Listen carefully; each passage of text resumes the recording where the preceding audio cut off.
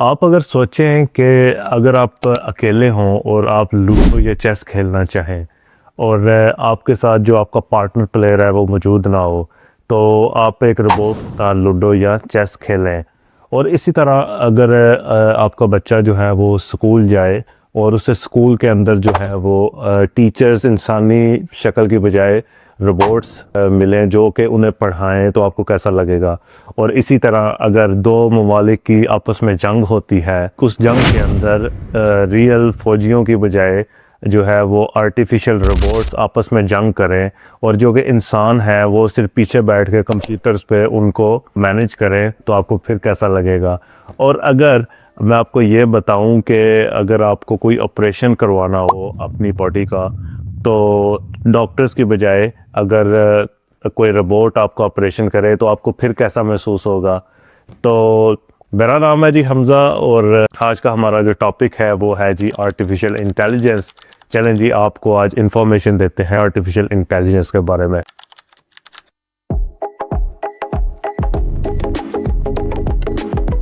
हमें ये समझने की ज़रूरत है कि आर्टिफिशियल इंटेलिजेंस होती क्या है। कोई भी एक मशीन हो और उसको कुछ खास इनपुट्स दी जाएं डाटा की शक्ल में, और उसको इतनी इनपुट्स उस डाटा की शक्ल में उस मशीन को दी जाएं कि वो इंसानी दिमाग की तरह काम करना शुरू कर दे।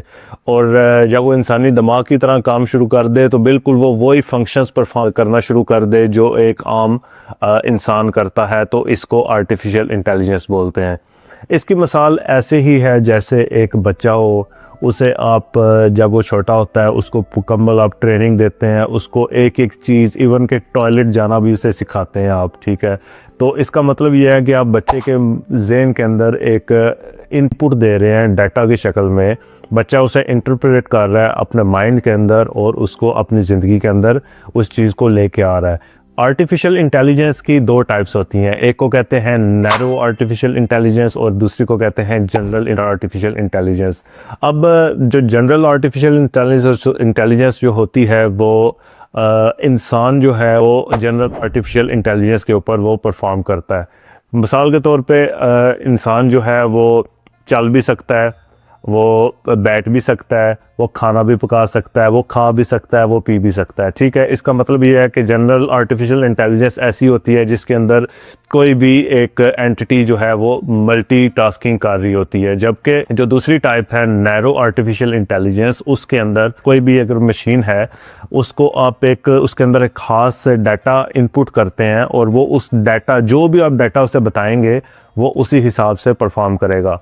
मिसाल के तौर पे एक टेस्ला गाड़ी है, ऑटो पायलट पे वो चलती है। अगर उसके अंदर ये फीड किया जाता है डाटा कि आपने यूनाइटेड स्टेट्स की सड़कों के अंदर कैसे चलना है, तो वो सिर्फ यूनाइटेड स्टेट्स की सड़कों के ऊपर ही चल सकेगी। अगर उसे आप यूके लेके आएंगे तो क्योंकि उसके अंदर आपने यूके का डाटा इनपुट नहीं किया हुआ, तो वो यूके के अंदर ड्राइव करने के काबिल नहीं होगी। आजकल के दौर के अंदर अप टू डेट रहने के लिए हमें आर्टिफिशियल इंटेलिजेंस के जो टूल्स हैं वो उनको सीखना बहुत ज़्यादा ज़रूरी है। मैं मिसाल से आपको समझाता हूँ कि जैसे कि एक आर्टिफिशियल इंटेलिजेंस का सबसे इम्पोर्टेंट टूल है चैटजीपीटी के नाम से। एक बुक है जिसका नाम है रिच डैड पुअर डैड। मिसाल के तौर पे आप अगर स्टूडेंट हैं, आप यूनिवर्सिटी के स्टूडेंट हैं और आपका टीचर आपसे बोलता है कि भाई रिच डैड पुअर डैड एक जो बुक है इसकी समरी करके दो मुझे। अगर आप उसकी समरी मैनुअली करने बैठ जाएंगे आपको वो पूरी बुक पढ़नी पड़ेगी और मे बी उसकी समरी करते करते आपको 1 या 2 दिन लग जाएंगे। मैं आपको दिखाता हूँ कि ये हमारे पास चैट जीपीटी की वेबसाइट को ओपन है। यहाँ पे हम सिर्फ चैट जीपीटी के अंदर लिखेंगे summarise the book Rich Dad and Poor Dad, और विद इन अ सेकेंड्स ये आपको जो है वो रिच डैड पुअर डैड की बुक की समरी करके दे देगी। चैट जीपीटी इतना ज़्यादा फेमस हुआ था कि बहुत सारी कंपनियों ने अपने ऑनलाइन चैटबॉट जो है वो इंट्रोड्यूस करा दिए थे। अगर आप मिसाल के तौर पर अगर आपको इंश्योरेंस चाहिए अपनी गाड़ी के लिए, तो उसके लिए इंश्योरेंस कंपनी ने अपना जो है वो चैटबॉट मुतारफ़ किया हुआ है। आप डायरेक्टली उनकी वेबसाइट पे जाते हैं और उनकी वेबसाइट के ऊपर जाके डायरेक्टली चैटबॉट से बात करके अपने इंश्योरेंस ले लेते हैं। इवन के स्नैपचैट, इंस्टाग्राम और फेसबुक ने भी अपने जो है वो चैटबॉट्स इंट्रोड्यूस करा रखे हैं, ठीक है।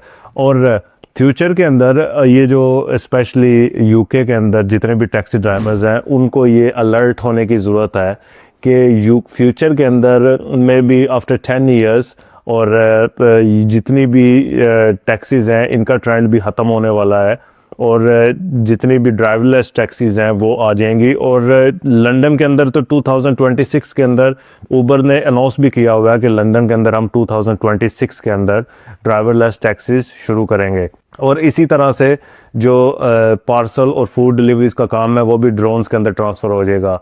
और एक सुपरमार्केट है यूके के अंदर कोऑप के नाम से, आप सब अगर कोई यूके में रहता है तो वो ये जानता होगा कि उन्होंने ऑलरेडी रोबोट्स के साथ डिलीवरीज करना शुरू कर दी हुई है। इस टाइम पे ये सब बातें एक निकी समझी जा सकती हैं, लेकिन इसको मैं प्रूफ इस सेंस में करूँगा कि आज से अगर 20 साल पहले देखा जाए, उस टाइम अगर कोई बंदा आपको बताएगा उस टाइम 20 साल पहले कि यार मैं एक बार से 20 साल के बाद जो है अपने मोबाइल फ़ोन से वीडियो कॉल करूंगा, मैं दुनिया के एक कोने के अंदर बैठा हूँगा और मैं दूसरे कोने के अंदर वीडियो कॉल अपने मोबाइल के थ्रू, जिसके साथ कोई वायर कनेक्ट नहीं है, कुछ भी नहीं है, मैं वीडियो कॉल करूंगा और मैं दुनिया के दूसरे कोने पे बैठे हुए एक बंदे के साथ वीडियो के ऊपर बात करूंगा, ठीक है। तो उस टाइम अगर मैं भी मौजूद होता तो मैं कहता यार छोड़ो, ये बंदा क्या बात कर रहा है, ऐसा पॉसिबल ही नहीं है। इसी तरह आज के दौर के अंदर ये सारी बातें तो हम कर रहे हैं आर्टिफिशियल इंटेलिजेंस के अंदर के फ्यूचर के अंदर होने क्या वाला है। लगता तो भी सब कुछ मिथ है, क्योंकि आर्टिफिशियल इंटेलिजेंस का भी सिर्फ स्टार्ट है। मेरे ख्याल में 0.1% भी अभी आर्टिफिशियल इंटेलिजेंस ने काम करना शुरू नहीं किया, लेकिन मे बी आज से 20 साल बाद या 50 साल बाद दुनिया जो है वो आर्टिफिशियल इंटेलिजेंस की वजह से टोटली मुख्तलिफ होगी। और सबसे अहम बात यह है कि ये कहा जाता है कि आर्टिफिशियल इंटेलिजेंस जो है वो हमारी जॉब्स ले लेगी, लेकिन मैं आपको सच्ची बात बताऊं, आर्टिफिशियल इंटेलिजेंस कभी भी आपकी जॉब्स नहीं ले सकती। आपको डरने की ज़रूरत नहीं है, लेकिन डरने की ज़रूरत आपको तब है कि जब तक आपको आर्टिफिशियल इंटेलिजेंस के ऊपर दस्तरस हासिल नहीं है। अगर आपको आर्टिफिशियल इंटेलिजेंस के ऊपर अपना कंट्रोल होल्ड मजबूती से आपके पास है तो कोई भी आपको आपकी जॉब आपसे छीन नहीं सकता। मिसाल के तौर पे अगर एक बंदा आपकी जॉब लेगा, आर्टिफिशियल इंटेलिजेंस एक जॉब आपसे लेगी, लेकिन आर्टिफिशियल इंटेलिजेंस को मशीन्स के अंदर डाटा को पुट करने के लिए भी तो आपके पास जो है वो स्किल अगर होगा तो आपसे आपकी जॉब कोई भी नहीं ले सकता। सो इसलिए मेरी रिकमेंडेशन ये है कि हमें टाइम के साथ साथ अपने आप को अपडेट रखने की ज़रूरत है और आर्टिफिशियल इंटेलिजेंस के ऊपर एक मुकम्मल नॉलेज और कंट्रोल हासिल करने की ज़रूरत है। वॉक्सलवर्थ एक AI एल्गोरिथम है जो कि डेवलप किया गया है रिसेंटली रिसर्चर्स की तरफ से, जो बायोप्सी का टेस्ट होता है वो उसकी जो इमेजेस होती हैं वो 1000 टाइम्स बेटर देन डॉक्टर्स दिखाता है, ठीक है। तो अगर डॉक्टर्स वो टेस्ट करेगा तो वो 1000 गुना कम जो है उसकी इमेजेस देखेगा, उससे ज़्यादा टाइम लगेगा। और इस इमेजेस जो AI एल्गोरिथम ये जो इमेजेस दिखाता है, इस इमेजेस को यूज़ करके किसी भी किस्म के कैंसर की तशख़ीस जो है वो बआसानी की जा सकती है। और बहुत सारी कंपनीज़ हैं, मिसाल देता हूँ आपको अमेज़ॉन।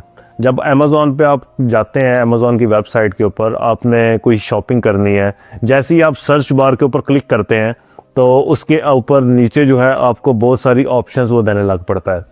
वो ऑप्शंस क्यों देता है? वो ऑप्शंस इसलिए देता है कि जितने भी नंबर ऑफ़ कस्टमर्स हैं उनकी वो हिस्ट्री AI टूल जो है उसको हिस्ट्री को देख के उसे पता होता है कि आजकल ट्रेंडिंग के अंदर कौन से प्रोडक्ट्स हैं और लोग जो हैं किन चीज़ों को ज़्यादा सर्च कर रहे हैं। वो इसीलिए वो जो सर्च बार होता है उसके अंदर आपको ऑप्शंस देने लग पड़ता है। मिसाल के तौर पर अगर गर्मियों का सीज़न है, गर्मी ज़्यादा है, ठीक है, तो ऑब्वियसली लोग जो है वो पंखे ऑर्डर कर रहे होंगे। तो अब जब भी अमेज़ॉन की वेबसाइट के ऊपर जाएंगे, वहाँ पे सर्च करेंगे तो सर्च बार के अंदर जो है वो आ जाएगा कि जी फैंस, ठीक है। तो ये भी एक AI का ही फंक्शन है। मुझे अपनी इस AI रिसर्च के दौरान सबसे जो मज़े की चीज़ लगी थी वो ये थी कि डॉक्टर मिशेल टेम्पेस्ट एक AI रिसर्चर हैं। उनके मुताबिक 2050 तक जो पेरेंट्स होंगे वो इतना ज़्यादा AI पे डिपेंड करने लग पड़ेंगे कि वो अपने बच्चों की जो तरबियत है वो भी AI टूल्स की मदद से किया करेंगे। और कुछ ऐसे उस टाइम रोबोट्स मौजूद होंगे, कुछ ऐसे टूल्स मौजूद होंगे कि पेरेंट्स अपने बच्चों की जो ट्रेनिंग है, बेसिक ट्रेनिंग जो होती है, उसके लिए भी उन टूल्स और उन रोबोट्स के ऊपर रिलाई करने लग पड़ेंगे। क्योंकि मैं आपको बता रहा हूँ कि मैं वीडियोग्राफी कर रहा हूँ आजकल, ठीक है। वीडियोग्राफी के अंदर एआई के ऐसे ऐसे टूल्स मौजूद हैं, ऐसे ऐसे टूल्स मौजूद हैं कि अगर कोई इंसान वीडियो बनाना चाहता है और वो कैमरा शाय है, वो कैमरे के आगे आना भी नहीं चाहता, यकीन करें कि वो अपनी शक्ल ला के, अपनी प्रेजेंस ला के एक वीडियो भी बना सकता है, ठीक है। एक सबसे इम्पॉर्टेंट जो एआई का फंक्शन मुझे लगा था वो ये था कि मिसाल के तौर पे अगर मैं उर्दू के अंदर बात कर रहा हूँ और मेरी ऑडियंस जो है वो फ्रेंच है, लेट्स सपोज, तो मैं एआई के टूल्स के थ्रू अपनी, मेरी सेम आवाज़ रहेगी, अपनी वीडियो को प्रॉपर फ्रेंच के अंदर ट्रांसलेट कर सकता हूँ और अपनी फ्रेंच ऑडियंस के अंदर, फ्रेंच ऑडियंस के सामने जो है वो पेश कर सकता हूँ। और एंड के ऊपर जो रिसर्चर थे जिन्होंने एआई के ऊपर काम किया था और एआई को उन्होंने काफ़ी ज़्यादा प्रमोट भी किया था, मैं यकीन से कह सकता हूँ कि इस टाइम वो भी डर रहे हैं कि यार जो मशीन की जो परफॉर्मेंस है वो ह्यूमन ब्रेन से भी ज़्यादा अच्छी परफॉर्मेंस है। इसकी मिसाल आपको मैं वीडियो में पीछे भी दे सका हूँ, वो एग्जांपल दे के, जिसमें रिच डैड पुअर डैड की जो थी मिसाल बुक की। बहुत सारे कंट्रीज़ जो हैं वो इसके ऊपर कानून साजी भी कर रहे हैं। मिसाल के तौर पे जापान ने कानून साजी शुरू की हुई है कि जो इसका आर्टिफिशियल इंटेलिजेंस का रोल जो है वो फेयर होना चाहिए और सिर्फ इसको जो है एक फैक्ट फाइंडिंग के लिए इस टूल को इस्तेमाल करना चाहिए। इसी तरह बहुत सारे कंट्रीज़ ने भी इसके ऊपर पॉलिसीज़ बनाना शुरू कर दी हैं फ्यूचर को देखते हुए, और आई होप कि कुछ अच्छी पॉलिसीज़ जो है नियर फ्यूचर के अंदर हमें नज़र आएंगी आर्टिफिशियल इंटेलिजेंस के रिलेटेड। तो मैं होप करता हूँ जी आपने आज की ये वीडियो जो है ये लाइक की होगी, और अगर आपको ये वीडियो पसंद आई है तो please like share and subscribe लाजमी कीजिएगा। इंशाल्लाह मिलते हैं आपको बहुत जल्द अपने नेक्स्ट ब्लॉग के अंदर। अल्लाह हाफिज़।